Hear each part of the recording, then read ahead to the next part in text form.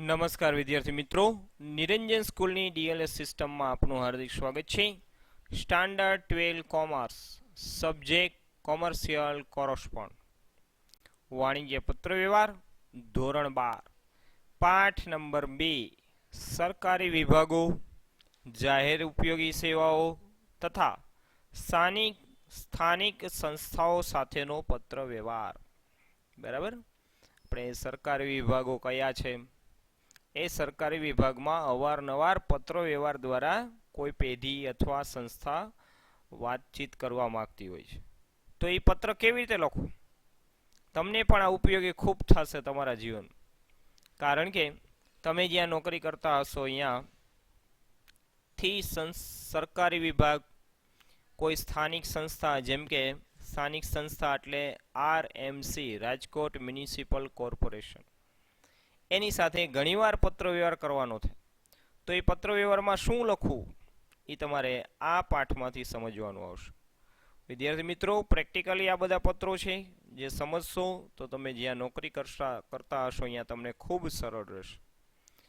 Prepared by ટાંક પરિસર અને lecture number 1, કારણ કે આ પાઠની શરૂઆત આજથી આપણે કરી છે, એટલે લેક્ચર નંબર 1 થી આપણે શરૂ કરીએ. આજે આપણે એટલું સમજશું કે આ પાઠમાંથી તમારે શું સમજવાનું છે. તો આમાં 3 વિભાગ છે. એમાંનો પહેલો વિભાગ એટલે સરકારી વિભાગ. બરાબર, સરકારી વિભાગ એટલે કયા વિભાગો? તાર ટપાલ વિભાગ, જેમાં આવશે BSNL, તાર ટપાલ વિભાગ, પોસ્ટ ઓફિસ, ટેલિફોન વિભાગ BSNL, રેલવે પાર્સલ વિભાગ, એટલે કે રેલવે જે છે એની અંદર ઘણી વખત કોઈ કંપની સંસ્થા દ્વારા પાર્સલ રાજકોટથી અમદાવાદ, અમદાવાદથી બીજા શહેરોમાં પહોંચાડવામાં આવે તો એના વિશેનો પત્ર વ્યવહાર. કસ્ટમ અને આયાત નિકાસ વિભાગ, હવે આપણે કોઈ વસ્તુની આયાત કે નિકાસ કરવા માંગીએ છીએ તો આયાત અને નિકાસ કાંઈ આપણે પરમિશન વગર ન કરી શકીએ. તો આયાત વિભાગ છે એની અંદર આપણે પરમિશન લેવી પડે. એમાં શું લખવું એના વિશે માહિતી. વેચાણ વેરો, જે હવે થઈ ગયું છે GST, બરાબર, પેલા વેચાણ વેરો હતો સેલ્સ ટેક્સ, હવે થઈ ગયું GST. તો GST વિભાગને પત્ર લખવાનો થાય. આવકવેરા, જેને કહેવાય ઇન્કમ ટેક્સ ઓફિસ. તો આવા સરકારી વિભાગો, બરાબર, 1 માર્કમાં પૂછાય પ્રશ્ન કે સરકારી વિભાગો કયા? તો તાર ટપાલ વિભાગ, ટેલિફોન વિભાગ, રેલવે પાર્સલ, કસ્ટમના આયાત નિકાસ, વેચાણ વેરો અથવા GST અને આવકવેરા વિભાગ.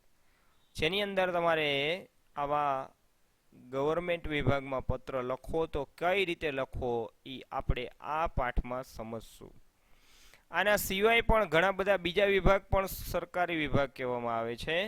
અહીંયા જે મેં લખેલા છે એ બધા પણ સરકારી વિભાગ છે, જેમ કે education department, transportation, treasury, interior, labour, agriculture, state and foreign affairs, defence, justice, health, commerce, આવા પણ સરકારી વિભાગ હોય છે, જેમાં પણ પત્ર વ્યવહાર કરવાનો થાય તો કઈ રીતે પત્ર લખવો એ આપણે આ પાઠમાં સમજશું. બીજું છે આ પાઠમાં જાહેર ઉપયોગી સેવા. જેમ સરકારી વિભાગ છે એમ જાહેર ઉપયોગી સેવા એટલે કઈ?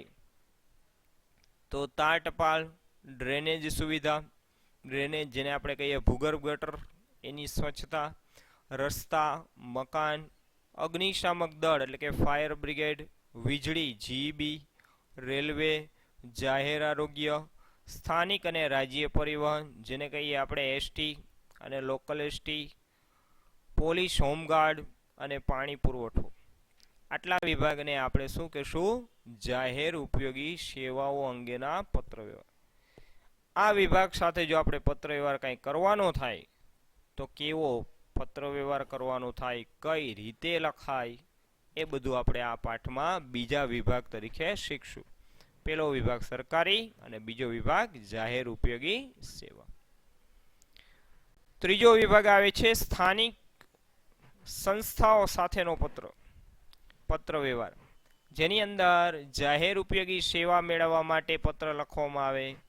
જે મળતી સેવા છે એમાં ફરિયાદ અથવા એને સારું કામ કર્યું તો એને આપણે શુભેચ્છા આપીએ, જાહેર હિતની લગતી બાબતોનું ધ્યાન દોરીએ, જે તે સંસ્થાની કાર્યપ્રણાલી વિશે અને જુદા જુદા પ્રકારના દાખલા.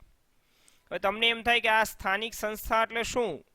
તો સ્થાનિક સંસ્થા એટલે રાજકોટમાં છે આરએમસી, રાજકોટ મ્યુનિસિપલ કોર્પોરેશન. દરેક શહેરમાં આવી મહાનગરપાલિકાઓ, રાજકોટમાં રાજકોટ મહાનગરપાલિકા, સુરતમાં સુરત મહાનગરપાલિકા, તો એને કહેવાય સ્થાનિક સંસ્થા સાથેનો પત્ર. કેવી બાબતો માટે?